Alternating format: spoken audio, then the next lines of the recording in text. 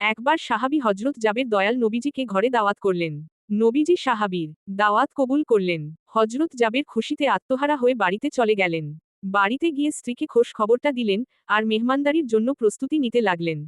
বড় ছেলে আব্দুল্লাহকে নিয়ে খাসি জবাই করে অন্য কাজে যখন হজরত জাবের ঘর থেকে বাহিরে গেলেন, ইতিমধ্যে হজরত জাবের এর ছোট ছেলে ঘুম থেকে উঠে খাসি তালাশ করতে লাগল। বড় ভাই তাকে জানা খাসিটিকে জবাই করা হয়েছে। ছোট ভাই বায়না ধরল, খাসি কিভাবে জবাই করে আমাকে তা দেখাও। অগত্যা বড় ভাই ছুরি হাতে করে ঘরের পেছনে গিয়ে বলল, এখানে খাসি জবাই করা হয়েছে। ছোট ভাই জানতে চাইল, কিভাবে? বর্ণনা করে বুঝতে না পেরে অবশেষে বড় ভাই বলল, তাহলে তুমি মাটিতে শুয়ে পড়, আমি তোমাকে দেখাই। ছোট ভাই মাটিতে শোয়ার পর বড় ভাই তার গলায় ছুরি চালিয়ে জবাই করার নমুনা দেখাতে গিয়ে ছোট ভাইকে সত্যি সত্যি জবাই করে ফেলল।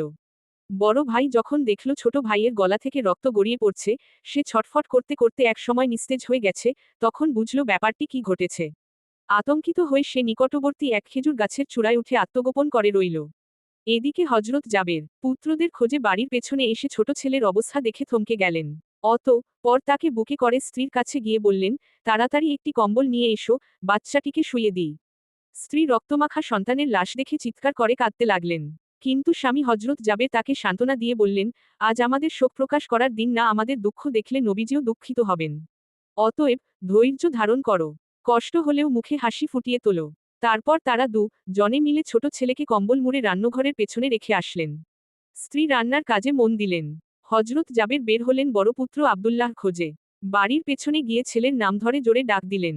গাছের উপর আত্মগোপন করে বড় ছেলে সব ঘটনা প্রত্যক্ষ করছিল, আর ভয়ে কাঁপছিল। পিতার ডাক শুনে ভাবল, এখন পালাতে না পারলে আব্বার হাতে ধরা পড়তে হবে।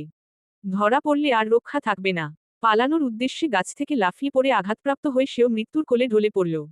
পিতা কাছে গিয়ে দেখেন আব্দুল্লাহ দেহে প্রাণের স্পন্দন নেই। বড় ছেলেকে কোলে তুলে তিনি বাড়ির ভিতরে আসলেন। স্ত্রীকে বললেন, আর একটি কম্বল নিয়ে আসার জন্যে।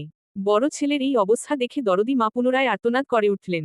স্বামী তাকে পুনরায় সান্ত্বনা দিয়ে বললেন, ধৈর্য ধরো, আজ আমাদের দুঃখ প্রকাশের দিন না, আজ আমাদের পরম আনন্দের দিন। দয়াল নবীজি অল্প কছক্ষণের মধ্যেই আমাদের ঘরে তশরিফ আনবেন। তারপর জনে মিলে বড় ছেলের লাশও কম্বলে মুড়ে ছোট ছেলের লাশের পাশে রাখলেন। স্বামী স্ত্রী তাদের চোখের পানি মুছে মুখে হাসি ফুটিয়ে তুলেন। হজরত জাবের বাড়ির সামনে দাঁড়িয়ে নবীজির আগমনের অপেক্ষা করতে লাগলেন। অল্পক্ষণের মধ্যে নবীজিকে উটের পিঠে করে আসতে দেখা গেল। হজরত জাবের আনন্দে আত্মহারা হয়ে দৌড়ে গিয়ে স্ত্রীকে নবীজির আগমনের সংবাদ দিলেন এবং পুনরায় তিনি দৌড়ে বাড়ির সামনে চলে এলেন। নবীজির উটের কাছে গিয়ে তাকে বাড়ি পর্যন্ত এগিয়ে আনলেন। নবীজি জাবের এর ঘরের সামনে উট থামিয়ে তার ডান পা মোবারক মাটিতে রাখলেন, বাম পা মোবারক এখনও নামাতে বাকি। এমন সময় জিব্রাইল আলাইহি ওয়াসাল্লাম আল্লাহর পক্ষ হতে নির্দেশ নিয়ে উপস্থিত হয়ে বললেন, ইয়া রাসূলুল্লাহ, আল্লাহ আপনাকে জাবেরের ছেলেদেরকে সঙ্গে নিয়ে খানা খেতে বলেছেন।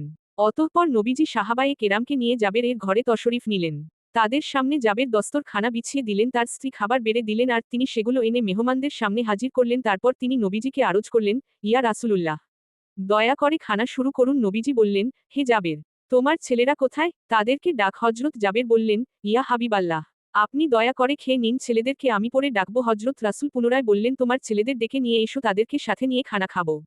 হজরত জাবের ও তার স্ত্রীর হাত জোর করে পুনরায় আরজ করলেন, ইয়া রাসূলুল্লাহ, আপনি খানা খেয়ে নিন, আমরা তাদেরকে ডেকে দিচ্ছি। তখন নবীজি বললেন, হে জাবের, এইমাত্র জিবরাইল ফেরেশতা আমাকে আল্লাহর নির্দেশ জানিয়ে গেলেন, আমি যেন তোমার ছেলেদেরকে সাথে নিয়ে খানা খাই।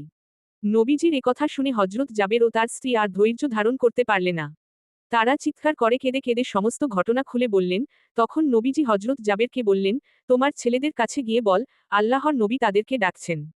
হজরত জাবের নবীজির নির্দেশ মোতাবেক ছেলেদের লাশের সামনে গিয়ে তা বললেন। সঙ্গে তারা জন আল্লাহ আকবার বলে উঠে নবীজির কাছে দৌড়ে চলে গেল। পর নবীজি আল্লাহর নির্দেশ মোতাবেক হজরত জাবের এর দুই সন্তানকে নিয়ে খানা খেলেন।